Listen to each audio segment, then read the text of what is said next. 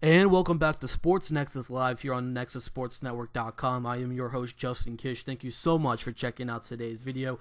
Today, guys, we're here talking about the 2016 NFL quarterback draft class. As we're going to go player by player, we're going to give you some quick thoughts, a little bit lengthy thoughts on some of the quarterbacks in this year's draft, and overall give my overall thoughts on the class as a general whole. This class has a lot of interesting prospects going from Jared Goff to Paxton Lynch to a Christian Hackenberg, which a lot of people are not highly on. We got Cardale Jones, Kevin Hogan, some guys at the back end of the draft that should have gone to the back end of the draft, like guys like Brandon Doughty, Cody Kessler, Nate Sudfeld. So this is a pretty interesting quarterback class for the 2016 class. So let's start it off with the first overall pick, and that is the newly named Los Angeles Rams. The Los Angeles Rams are going back to Los Angeles. They're leaving St. Louis after just a numerous amount of years. The event originally started in LA, went to St. Louis, I want to say in 1999. I think that's what they said in a video package during the NFL draft, and they are now returning back to where it all started, and that is in LA, and they're going to start with a whole new era in Rams football, and that's going to start with the starting of the career of Jared Goff. Jared Goff is an excellent quarterback, a nice pocket passer. Can he be an elite quarterback in this league? Due time. I think you even give him a few years. Let's see how well he produces that in his rookie season. He's also going to be playing in a division that has the Arizona Cardinals. You're playing them 2 times a year. You also have the Seattle Seahawks. I know they've lost a lot of guys on both sides of the ball, but that team is still in elite form. Their defensive backs is just tremendous. So Jared Goff is playing in a big division. Let's see how everything turns out. But he did land in LA, which that team also has a nice quarterback controversy going on. Jeff Fisher, a prehistoric guy in the NFL, a guy who I would have already gotten rid of. In my personal opinion, I think that Jeff Fisher, kind of overstayed his time in St. Louis / going into LA. I think that with the whole new era, you need a whole new coach, and a lot of people are like, well, look at the kind of success that the Rams had. The Rams have a huge controversy at quarterback. The Rams didn't have a lot of success in the recent years. A lot of people expected them to go off and do a lot of big things. I know they have a lot of great pieces on that offense. They have Todd Gurley there.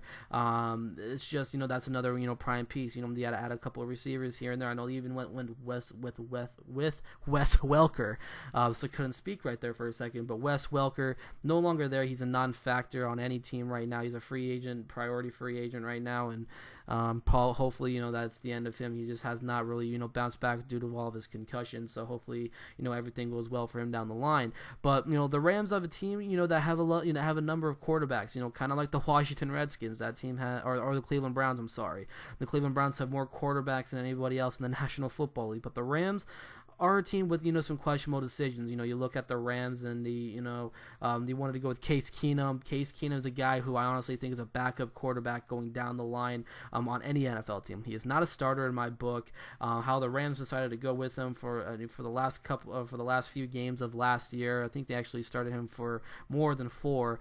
They totally blocked out Sean Mannion, a guy who they drafted in that year's draft, the 2015 draft. I thought Sean Mannion was ready to at least get a start at some point on his belt in that year, but they kept on not overlooking him. They went with Case Keenum. I'm not saying that Sean Mannion was a guy to save their season. I think they just had to experiment and see what he can do. But they decided to go with the veteran, and they decided to go with the quarterback out of Houston in Case Keenum. Case Keenum started a couple of games. Overall, that era could likely be going to an end, and it likely is over. Jared Goff is coming in to be the new kid in town to stay local. He went to California. And it's a whole new era in Rams football. I kind of enjoyed this pick, and hopefully, it turns out for the best. Second quarterback on our list we're going to be talking about is quarterback, Carson Wentz. I could have gone with Paxton Lynch, but I'm going off of my quarterback rankings. Now, Paxton Lynch was a guy who almost beat out Carson Wentz, for the number 2 hold, but I think Carson Wentz has a little bit more to offer. Now, when it comes to transitioning over to the NFL, he's jumping from the FCS level, which, they don't play, a lot of the hot elite teams in like the SEC, Alabama. They don't play any of those, big teams. They play, lower level teams, and at the end of the day, there's still he also led that North Dakota State team to multiple FCS championships. Let's see if he can make that transition over to the NFL. Now, the biggest question is, will he start week 1? You know, Doug Peterson has already said that he's going to have Sam Bradford start the year, but Sam Bradford is refusing to speak to the team. He's refusing to report to the team's OTAs. There's just so many things. Just, Sam Bradford's not doing along with his teammates. He's not showing up. None of this. So basically, he is close to possibly being traded. I'm not starting a rumor now. I think that the best way to go about it is you already have your quarterback for the future. You got Chase Daniel on your roster, so you already have a nice couple of guys on the roster. If say Carson Wentz really takes a year for development, then they don't start him. You have another year with Sam Bradford. I think Sam Bradford, did not, do and really did not complement anything really good last year for the Philadelphia Eagles. I know down the line of the year, he started to show massive improvements, but it was already too late. The season was lost for the Philadelphia Eagles. The Redskins won the division, and ended up going to the playoffs, but the Eagles need to find a more consistent quarterback. That has been Sam Bradford's latest issues at the end of his career with the St. Louis Rams, then coming over to the Philadelphia Eagles. So when you come and look at it, consistency down the line of a season, down the line of the game has just been the course of concern for Sam Bradford. And I think it's time for the Philadelphia Eagles to really start developing their next hot, quarterback. The Eagles don't have to, go into a free agent market and, take a veteran who's already been in the NFL for, 7 years, 8 years, and have him be on the team for a short period of time. You go into the draft, you get Carson Wentz. That's your quarterback for the immediate future. Now, if say for example, the Eagles are still not confident in having Carson Wentz becoming the Week 1 quarterback, you have Chase Daniel there, and this is if Sam Bradford's already traded. Now, Sam Bradford could be traded at any point because it's still one of the hottest topics going on in the NFL as it stands today.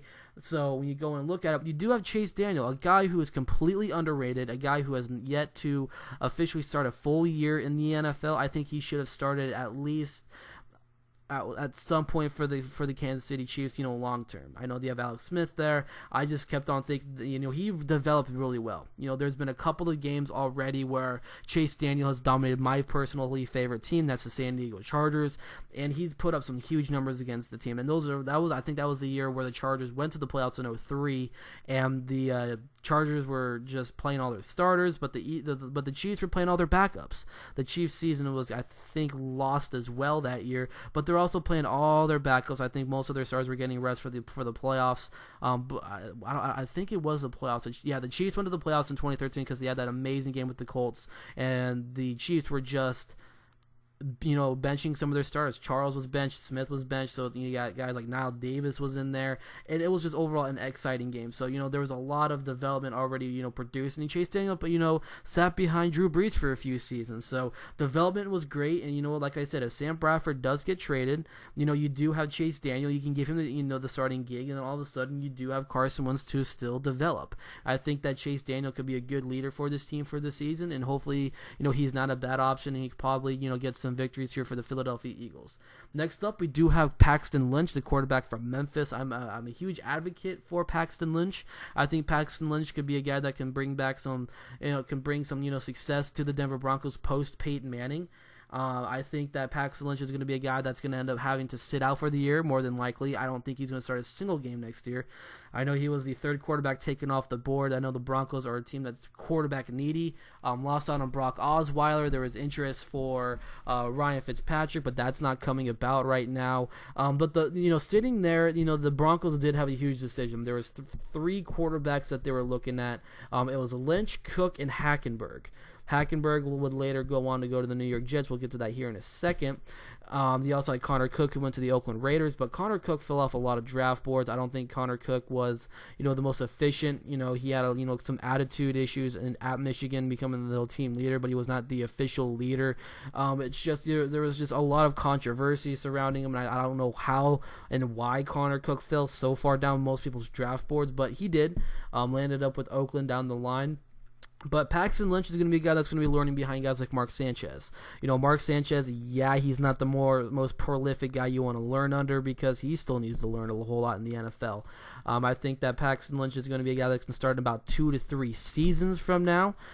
Maybe if the Broncos are really in desperate need, you can see Paxton Lynch make an appearance this year, but that has to come to a result of completely, 0-5 start, inconsistency at quarterback, and that they just need to get something going. That is like the most desperate need. But if you really want him to fully develop and truly be that, that guy to really take over for the team, give it a year, maybe 2 at most, probably not 2. I think he'll be ready following a year on the bench and learning, because he's coming from a college football playbook to an NFL style playbook.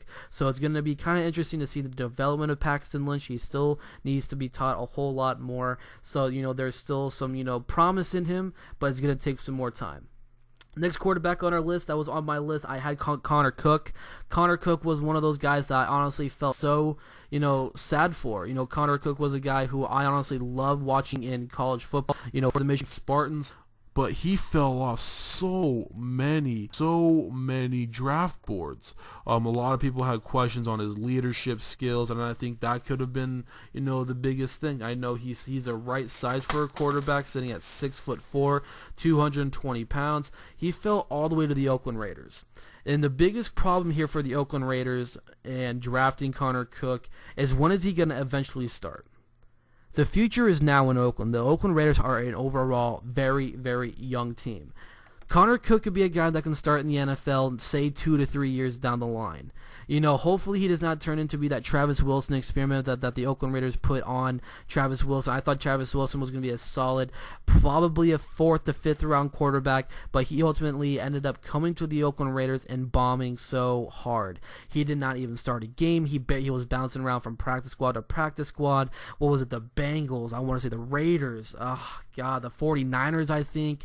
It was just, practice squad after practice squad after practice squad with, Travis Wilson. I just don't hope that Connor Cook turns into, a failed, quarterback like Travis Wilson. I don't have any disrespect towards Travis Wilson, but I call it how I see it.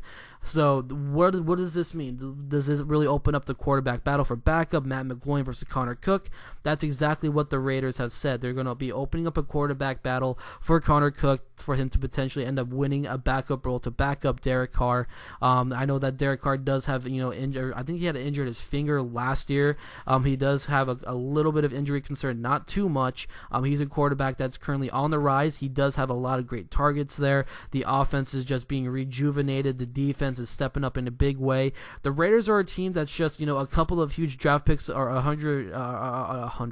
just a few, draft picks away, and probably the next year or two from really being that competitive team in the AFC West. The Broncos are taking a step back this year.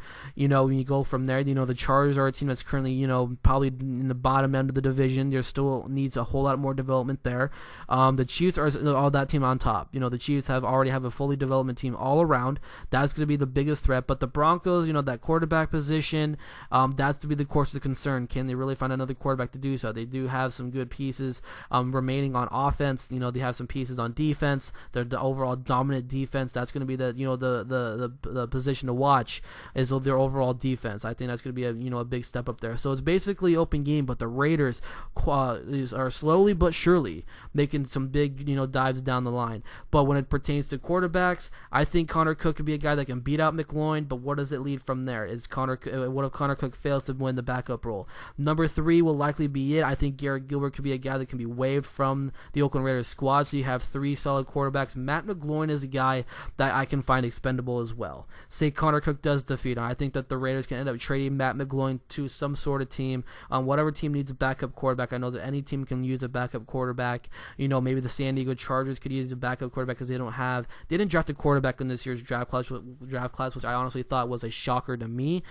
There's just a whole lot of, there needs to be a development quarterback in the mix. Maybe Matt McGloin could be working in San Diego for a while. San Francisco could potentially end up using a quarterback as well. I'm not in on Blaine Gabbert. I am not in on Colin Kaepernick long term. I'm not saying Matt McGloin is going to be that next starting quarterback. I'm just saying he can be a backup quarterback for that team. So, there's a bunch of different options out there for Matt McGloin if he does not win. Connor Cook, like I said, it's a good addition, but there just needs to be a whole lot more development. And I understand his, leadership skills probably plummet him all the way down to the 4th round. Next up, we have most people, the most talked about quarterback throughout the entire draft. And a lot of people said he's going to be going in the first round, if not early in the second. And it was ultimately his name is Mr. Christian Hackenberg himself, the nice quarterback coming out of Penn State. And Christian Hackenberg is going to the New York Jets. Now, Christian Hackenberg, a lot of people really had a lot of criticism to say towards him. He really does, get nervous when he's in the pocket, when he's pass rush. There's just a whole lot of, stuff going on. Christian Hackenberg going over to the Jets really kind of irritated me because whatever happened to the development of Bryce Petty? What was drafting Bryce Petty for anyway? This makes no sense to me at all.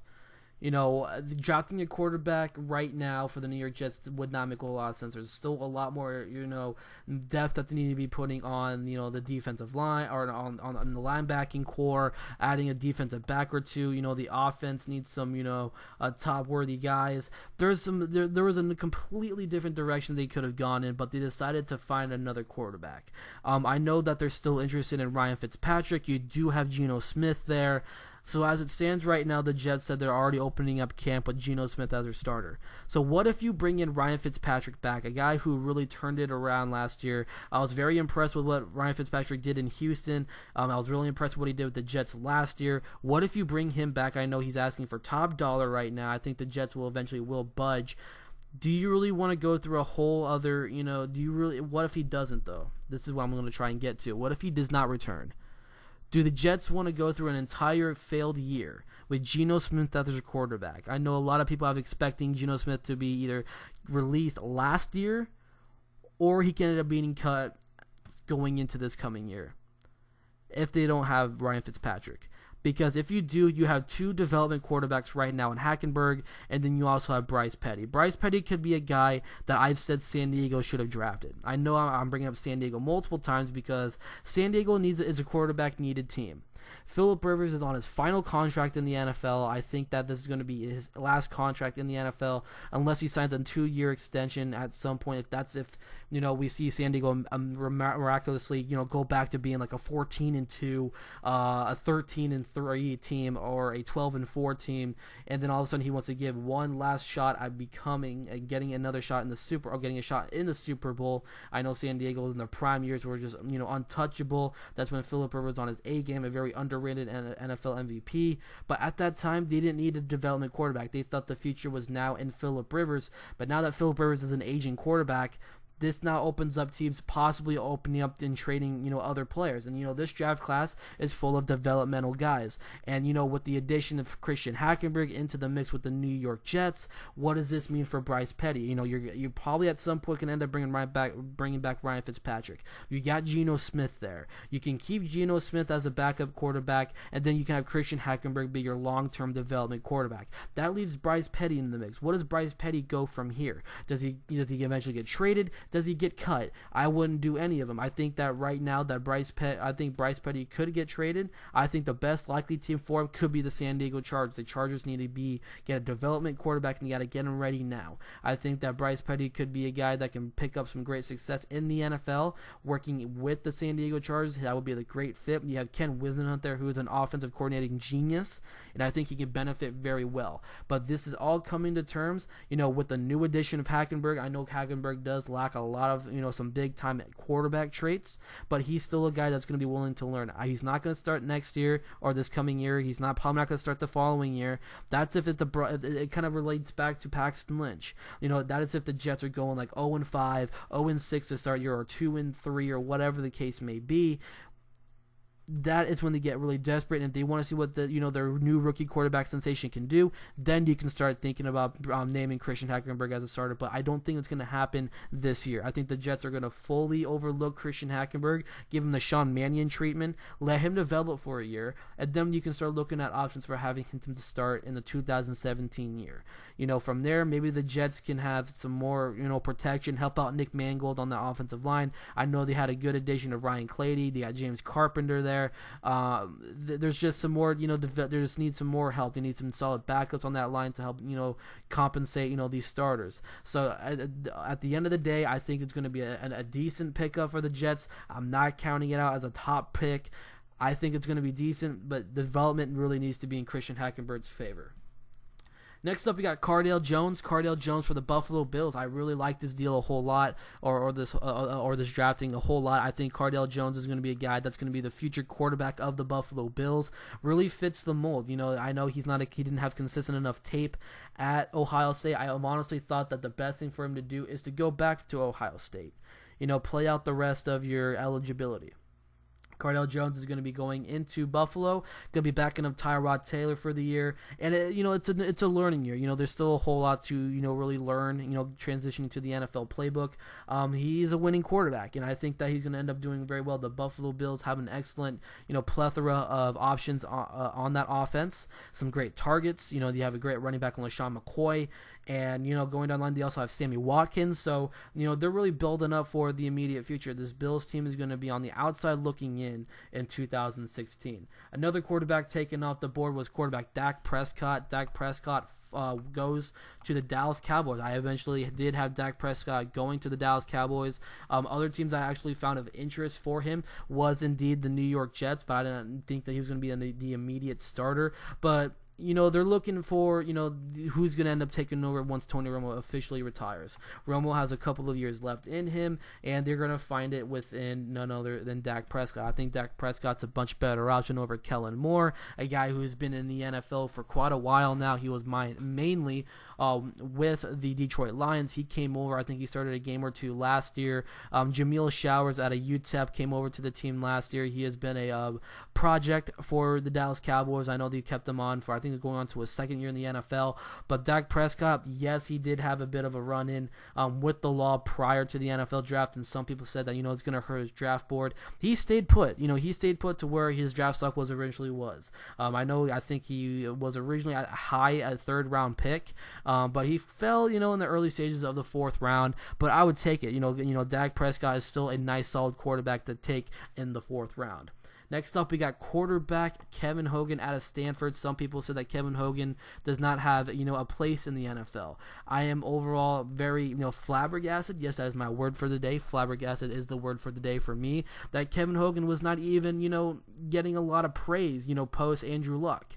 He has, the great, he has a great ability. He has the tangibles to become, a nice backup quarterback in the league. I always thought that, Kevin Hogan kind of compares to Andrew Luck, but not on the elite level.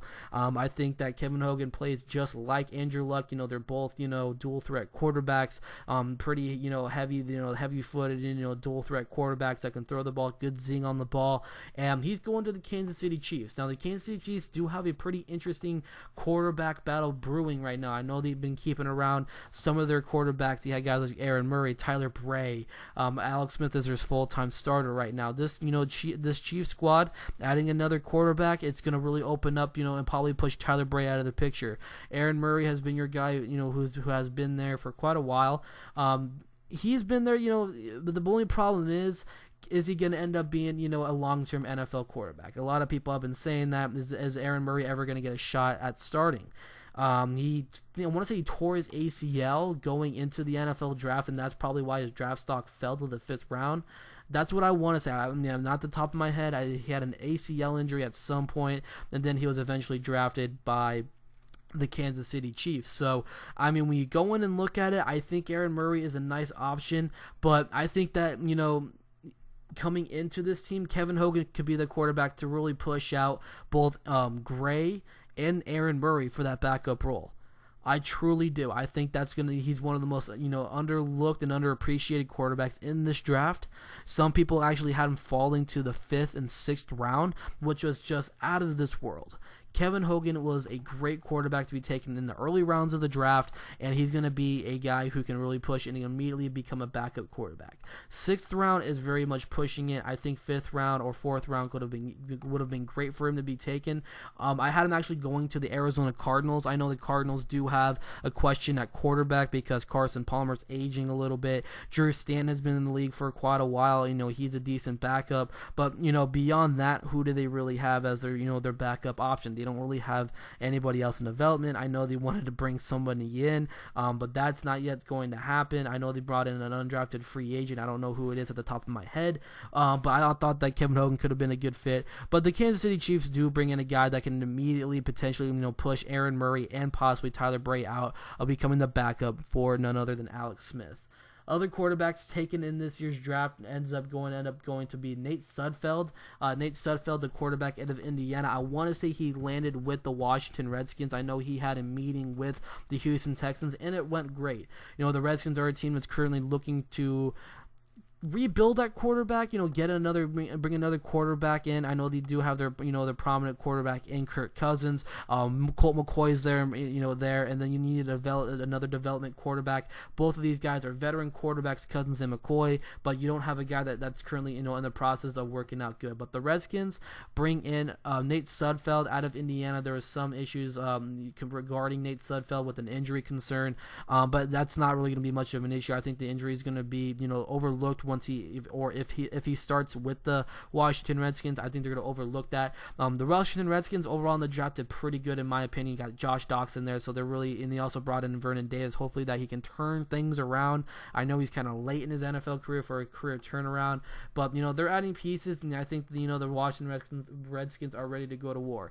A guy that really shocked me that got drafted very early in the draft was Jacoby Brissett, but then again it really did not, because Jacoby Brissett has a lot of great features, and he's a guy which I honestly thought fits the right quarterback mold for an instant starter. Standing at 6'4", 231 pounds, he has good zing. He's a young development quarterback, and he's going to the New England Patriots. The New England Patriots, I've just been informed not too long ago that Tom Brady is going to end up being suspended for 4 games to start the year. So that means Jimmy Garoppolo is going to be your starter to start the 4 games. If he does not work out, then you have Jacoby Brissett. Jacoby Brissett is he learns the playbooks very fast and very well from what I've heard, and that's why they probably drafted him in the 3rd round. He is a sleeper quarterback, which I honestly think can make some great plays, and that also leads to Jimmy Garoppolo's name end up possibly being traded. I think he has about 2 years left or a year or so left on his contract. With the New England Patriots, his rookie contract, and they're thinking about potentially trading. This is coming from, I want to say that there was an article written by somebody in New England saying that Garoppolo can eventually end up getting traded. Jimmy Garoppolo getting traded this early, I'm not a fan of, but I honestly think that Jacoby Brissett could be bringing that pressure. The Patriots usually keep about 2 quarterbacks on their roster. I know they've actually had 1.3 quarterbacks on the roster, and this is going to be one of those situations where they're going to have 3 quarterbacks on their roster. They have Jacoby Brissett there. They do have Jimmy Garoppolo there, and once Tom Brady gets back, it's going to be Tom Brady, and then let's see who outperforms the other quarterback. Is it going to be Brissett, or is it going to be Garoppolo? So I think the Patriots did very well here, taking Jacoby Brissett. He played for a number of colleges, but he primarily played at NC State. So I really like this addition here. Jacoby Brissett goes to the New England Patriots. Some other quarterbacks taken off the board early, in my opinion, was just way too early, was Cody Kessler out of USC. He is going to the Cleveland Browns. Cleveland Browns found something in Cody Kessler that makes them feel wanted to come in. So I guess the Cleveland Browns are using Cody Kessler as a guy that could be a development quarterback, because a lot of these quarterbacks in this draft are development quarterbacks that sit behind the quarterback. But this also leads to the Cleveland Browns having more quarterbacks on their roster than any NFL team out there. So you come in and you look at the quarterback roster for the Cleveland Browns. The Browns currently have Cody Kessler. They do have none other than Austin Davis. From there, they do have RG3. The list goes on to Connor Shaw. They have McCown. It's just out of this world. It's just too many quarterbacks. That's 1, 2, 3, 4, 5 quarterbacks on their roster. You're going to have to trim that roster down at some point. Guys I can see on the outside getting cut, Austin Davis is going to get cut, in my opinion. He's going to be a guy that's going to end up, landing on a practice roster post getting cut by the Browns. Josh McCown could be a guy getting traded. There was a lot of rumors that him being traded. Maybe the Jets were interested in him. I know he had a run with the Tampa Bay Buccaneers after that tremendous year he had with the Bears. Everybody thought that he's going to be the saving grace for the Tampa Bay Buccaneers, but it turned out to be more harm than good for them. He ends up coming to Cleveland, doing decent work there. So he can be a guy that's going to be on the outside looking in of getting cut. Connor Shaw has been in that development system, has been that development quarterback for a number of years now, or for a couple of years now. I think that he's going to end up staying put in Cleveland, so that can automatically end up having, Robert Griffin III, Josh McCown, Connor Shaw on the active roster, and then you can potentially, as crazy as it probably, means for me to say this, you can probably put Cody Kessler, none other, on the practice squad. Or you can put Connor Shaw on the practice squad, but I don't know if you want to put a lengthy or a 2 or 3 year veteran on a practice squad. But Cody Kessler does carry that third round status. Do you really want to put a third round selection on the practice squad? This is just a difficult time right now for the Cleveland Browns. What do you do at quarterback? You're not going to keep 4 quarterbacks on a roster. You can give that roster spot to, maybe the defensive line. For God forbid that position needs some help. The defensive end position needs some help. I know you addressed it with Carl Nassib and Emmanuel Ogba, but they really need some depth behind that. Maybe they can end up putting in their defensive backs. Joe Hayden has been, linked to a lot of injuries. Justin Gilbert has just been kind of rocky since coming into the NFL. Maybe end up, getting a defensive back. You're not going to keep 4 quarterbacks on the roster, or you can put Connor Shaw on the practice squad, but do you really want to put a guy who's been in development for like 2 to 3 years already back on a practice squad? No. Could you put Cody Kessler on the practice squad, but he carries a 3rd round overall ranking, or he carries a third round pick? It's just, wishy-washy and a very, sticky situation out there in Cleveland. But to wrap this up, guys, another quarterback that went was Brandon Doughty. He goes to the Miami Dolphins. Other quarterbacks that ended up, going to the NFL, Mike Bercovici. He ended up going to the San Diego Chargers. Hopefully that he does stick around. There's still a lot of poise in him. Trevon Boykin, quarterback from TCU, he's going to the Seahawks. Seahawks need a backup quarterback. They've kept 2 quarterbacks on the roster, Russell Wilson, Tavares Jackson. Tavares Jackson is still a lingering free agent.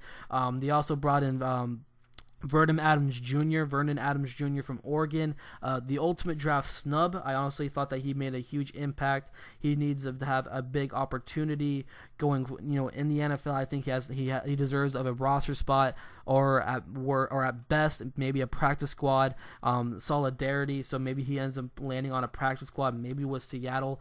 Maybe they sign both of them. Maybe they keep both of them, have 3 quarterbacks on the roster. Another quarterback, Josh Woodrum, went to the New York Giants, a FCS level out of Liberty, a decent quarterback there. Matt Johnson goes to the Cincinnati Bengals. Marquise Williams goes to the Minnesota Vikings. Joe Stavi goes to the Minnesota Vikings out of Wisconsin. Vad Lee is a guy who is still lingering out there. He ends up going from Georgia Tech to James Madison.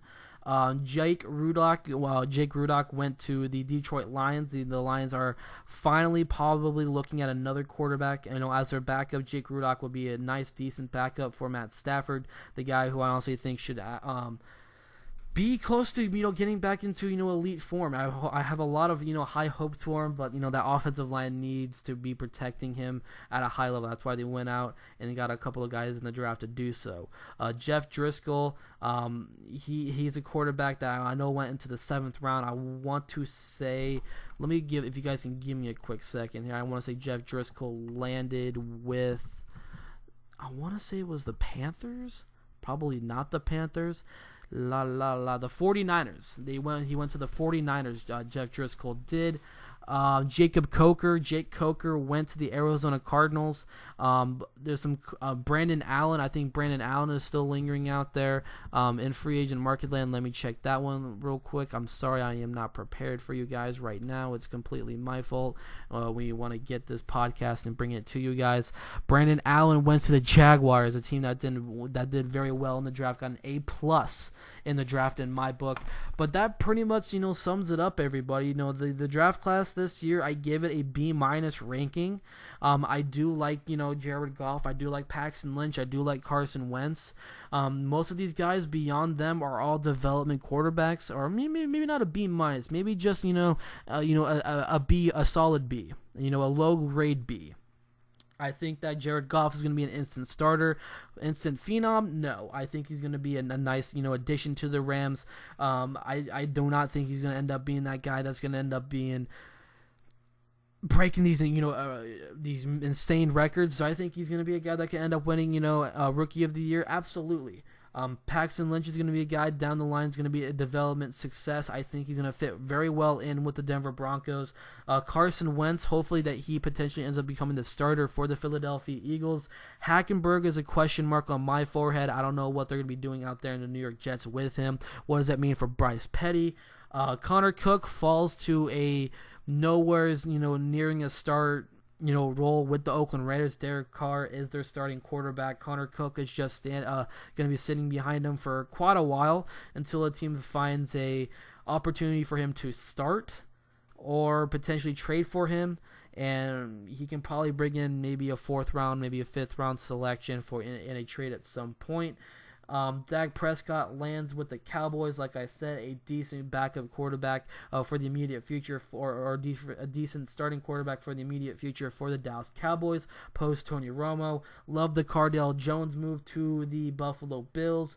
But overall, this draft class was fantastic in my book. I love watching these quarterbacks in college football. A lot of these guys performed well at the college level. Some guys still needed some work here and there. Their draft stock kind of plummeted throughout, the process. Guys like Brandon Doughty, who I had originally a 4th round selection, ends up falling to the 7th round. Jacoby Brissett was fantastic. I love where he went with the New England Patriots. Nate Sudfeld, injury concern for him. He fell in the draft. He fell to the Washington Redskins.